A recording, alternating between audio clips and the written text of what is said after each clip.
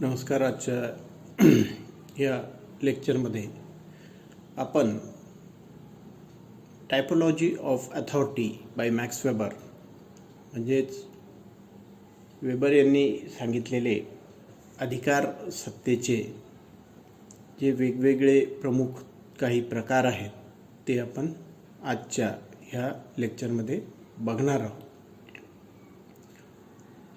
विविध स्वरूपाच्या ह्या आधारावर मॅक्स वेबर यांनी ह्या अधिकार सत्तेचे विविध असे प्रकार या ठिकाणी सांगितलेले आपल्याला दिसून येतात.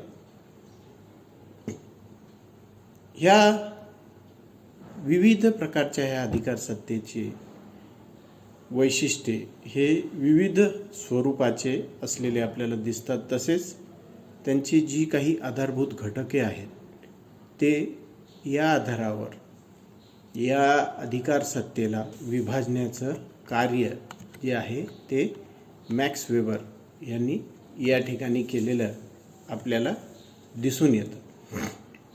आपण बघतो की मॅक्स वेबर यांनी समाजातील सत्ता व नेतृत्व समजून घेण्यासाठी समाजातील सत्ता आणि नेतृत्व समजून घेण्यासाठी अथॉरिटी म्हणजेच वैध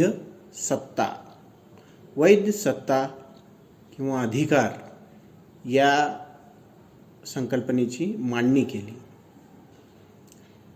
त्यांच्या मते लोक एखाद्या व्यक्तीचे आदेश हे स्वइच्छेने मान्य करतात, त्या सत्तेला ते वैध मानतात. लोक अनेक वेळा एखाद्या व्यक्तीचे आदेश स्वेच्छेने मान्य करतात आणि स्वेच्छेने मान्य केल्यानंतर त्या आदेशांना किंवा त्या सत्तेला ते वैध मानायला लागतात.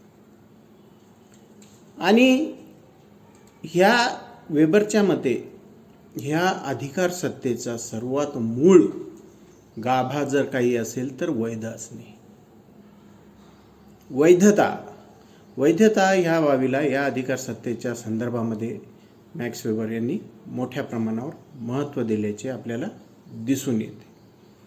या अधिकार सत्तेचे मॅक्स वेबर यांनी जे काही प्रकार सांगितलेले आहेत हे 3 प्रकार आपल्याला या ठिकाणी दिसून येतात.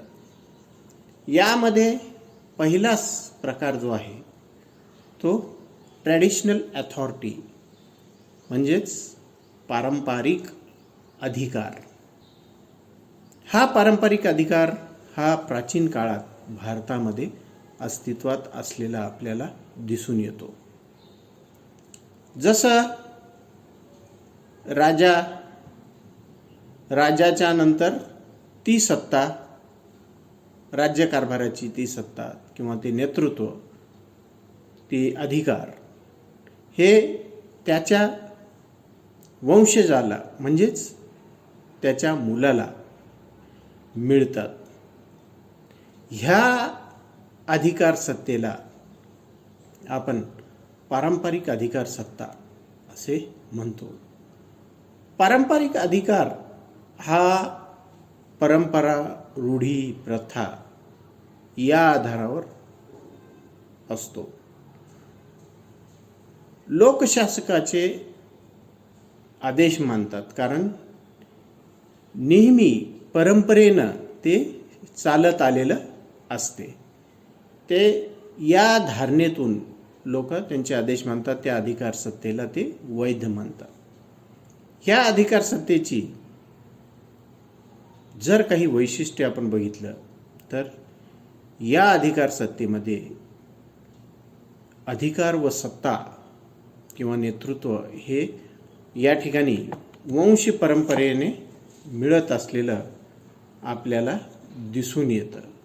यामध्ये दुसरा कोणताही आधार नाही, काही गुण, कौशल्य किंवा ह्या बाबीचा इथं कुठेही समान नाही, तर केवळ वंश परंपरा या आधारावर ही अधिकार सत्ता ही पिढ्यानपिढ्या चालत येते. या अधिकार सत्तेमध्ये कोणत्याही स्वरूपाचे काही लिखित अशा स्वरूपाचे नियम नसतात.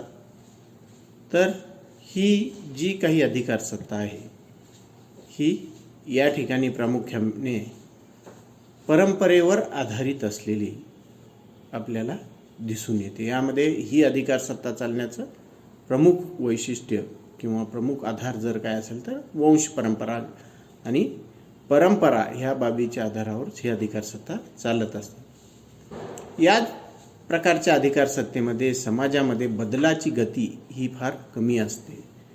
ज्याला आपण म्हणतो की सोशल चेंजेस या ठिकाणी नसल्यातच जमा असतात किंवा फार कमी प्रमाणात असलेले आपल्याला दिसून येतात. कारण या ठिकाणी या अधिकार सत्तेमध्ये परंपरेला मोठ्या प्रमाणावर महत्त्व असलेलं आपल्याला दिसून येते. त्याचबरोबर या अधिकार सत्तेमध्ये जो शासक असतो या शासकाला वंश परंपरेनुसार किंवा पारंपरिक मान्यता ही सामान्यांची असते. या अधिकार सत्तेची जर उदाहरणे आपल्याला काही बघायची तर ती म्हणजे राजेशाही व्यवस्था. भारतातील जुन्या संस्थानिक तसेच काही ट्राईब्समधले जे प्रमुख आहेत अशा पद्धतीनं हे उदाहरण या अधिकार सत्तेमध्ये आपल्याला बघता येईल. तर अधिकार सत्तेचा दुसरा प्रकार आहे करिश्माई अधिकार सत्ता. याला आपण चारिस्मॅटिक अथॉरिटी असंही म्हणतो. या करिश्माई अधिकार सत्तेमध्ये नेत्याच्या वैयक्तिक गुणावर, व्यक्तिमत्वावर आणि त्याच्या प्रेरणादायी शक्तीवर ही अधिकार सत्ता आधारित असते. लोक त्या व्यक्तीमध्ये असणाऱ्या असामान्य गुणामुळे त्याचे नेतृत्व मान्य करतात, त्याचे नेतृत्व स्वीकारतात. म्हणजेच ही अधिकार सत्ता केवळ त्या व्यक्तीच्या गुण, कौशल्य, व्यक्तिमत्व यावर आधारित असते. यामध्ये वंश परंपरागत अथवा कुठल्याही बाबीचा काही संबंध नसतो. केवळ ती व्यक्ती आणि त्या व्यक्तीचे गुण, कौशल्य ही या ठिकाणी मॅटर करतात किंवा महत्त्वाचे असतात. या अधिकार सत्तेची जर काही वैशिष्ट्ये आपण बघितली तर यामध्ये या अधिकार सत्तेमध्ये नेता हा अतिशय प्रभावी अशा स्वरूपाचा असतो. याचबरोबर या करिश्माई अधिकार सत्तेमध्ये लोकांचा त्या नेत्यावर प्रचंड प्रमाणात विश्वास असतो आणि त्या ठिकाणी लोकांचं त्या नेतृत्वाबद्दल एक मोठ्या प्रमाणात भावनिक नातं असतं. या प्रकारच्या अधिकार सत्तेत मात्र अनेक वेळा मोठ्या प्रमाणावर सामाजिक बदल हे आपल्याला बघायला मिळू शकतात.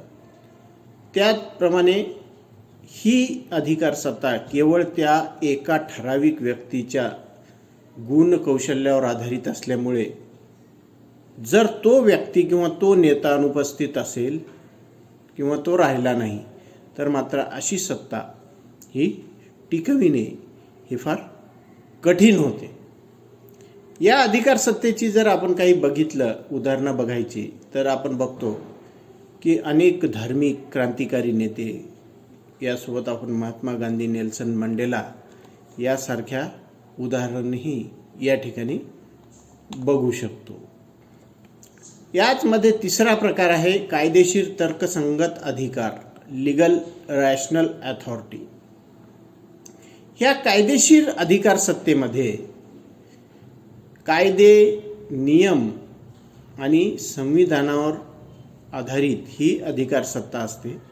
यामध्ये व्यक्ती नाही तर ते पद त्या ठिकाणी महत्त्वाचं असते आणि त्या पदावर विराजमान होणाऱ्या व्यक्तीला ही अधिकार सत्ता त्या ठिकाणी प्राप्त होत असते.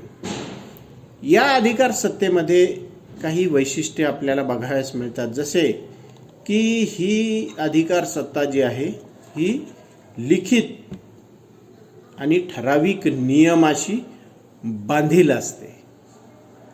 याचबरोबर ही सत्ता पदाशी जोडलेली असते. त्या पदाला ही अधिकार सत्ता असते, व्यक्तीला नसते. त्या पदावर विराजमान होणारा व्यक्तीच त्या अधिकार सत्तेचा उपभोग घेऊ शकतो. यामध्ये ब्युरोक्रॅसी किंवा प्रशासकीय व्यवस्था असलेली आपल्याला दिसून येते. आधुनिक लोकशाही राज्याची ही वैशिष्ट्ये आहेत आणि आधुनिक लोकशाही राज्यामध्ये ही अधिकार सत्ता आपल्याला बघायला मिळते. उदाहरणादाखल आपण बघू शकतो, आधुनिक सरकार, न्यायालय, प्रशासकीय अधिकारी हे या ठिकाणी दिसून येतात. अशा पद्धतीनं वेबरने ह्या अधिकार सत्तेचं विश्लेषण या ठिकाणी केलेलं आपल्याला दिसून येते. धन्यवाद.